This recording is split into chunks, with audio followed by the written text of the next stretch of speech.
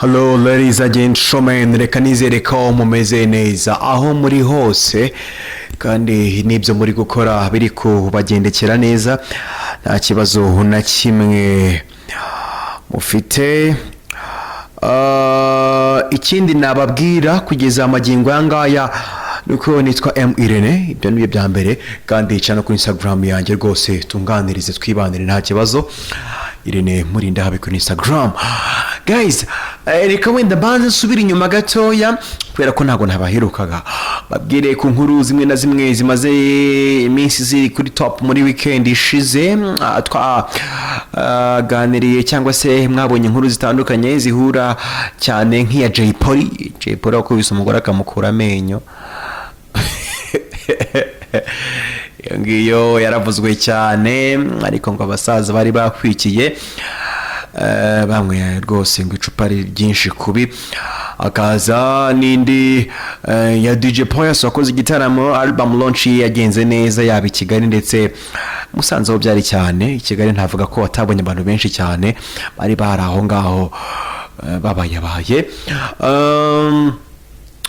Nta zindi nkuru zindi navuga, ni umuganura yego ndetse na Fespad yagarutsweho cyane kubera ko itagenze neza, nko bita Austin asaba yuko iyo Fespad yagateguwe n'abikorera kugira ngo igende neza, ariko Minister akaza kutubwira ko ibyo bidashoboka, ko ahubwo ari igikorwa cya leta gitegurwa mu buryo bwa East Africa ndetse u Rwanda rwahawemo ubushobozi bwo gutegura ibyo bintu. Ubwo rero bitategurwa n'uwo ari we wese wikorera, ahubwo wenda yashaka nk'ibye akaba ari byo yikorera. Ibyo nibyo navuga byavuzwe muri weekend tuvuyemo, ariko inkuru iri kuvuga ubu ngubu cyane uyu munsi ni inkuru y'ama awards mwagiye kuzajya atangwa ku bahanzi ngo bitwaye neza mu gihe cy'umwaka. Hari hashize igihe mu Rwanda tudafite awards iyo ari yo yose ihabwa umuhanzi, uretse zimwe na zimwe abonaga zidafatika zitameze neza. Tuvugishije ukuri, wifasha ugaha umuhanzi ikintu kiri aho ngaho, yaba kibaje cyangwa se igishushanije cyangwa se igicuze, nta mafaranga umuhaye burya ntago aba ari sawa cyane. Ariko iyi ngiyi nkurikije n'amakuru nyifiteho ishobora kuba igiye kuza kumera nimba mwibuka neza iyitwa Salax Award ikiriho, iyo yaje yitwa ngo Music Awards Rwanda. Kuri ubu nyine ni 2018 kuko niyo session ya mbere bagiye guheraho. Ni byiza rwose kuba waha umuhanzi igihembo kamushimira ko yashimishije abanyarwanda, rwose ntaho bitagaragara neza mu buryo bwo kuzamura nyine industry nk'ukuntu babisobanura mu ibaruwa bagejeje ku banyamakuru. Nanjye irimo byinshi bitandukanye by'uko nyine ngo bafite ikiganiro kizaba ku wa gatanu bazasobanuramo byinshi bijyanye n'amakategori, imitegurire y'imitangire y'ibihembo muri hoteli imwe muzikorera hano mu Rwanda. Ibyo rero ngo niho bizabera mu gihe nta zindi updates zirasohoka, nyine bizavugirwaho ngaho bimwe. Ariko ngira ngo nta utakibagirwa agahinda cyangwa se n'ibikomere Salax Award yasigiye iyi industry y'umuziki nyarwanda muri rusange, bitewe nuko yatangiye rwose neza inashyushye, ihemba abahanzi, ikabaha ibihembo ndetse n'amafaranga nubwo yabaga ari make ariko akayabaha bakanayajyana. Byari byiza cyane mu makategori atandukanye ndetse yari ifitemo n'amakategori menshi ihemba. It was so fine. Award yasaga naho n'ubundi ko ni nabyo imwe rukumbi mu Rwagasabo, usibye nk'ijoro ry'urukundo nayo itamaze igihe.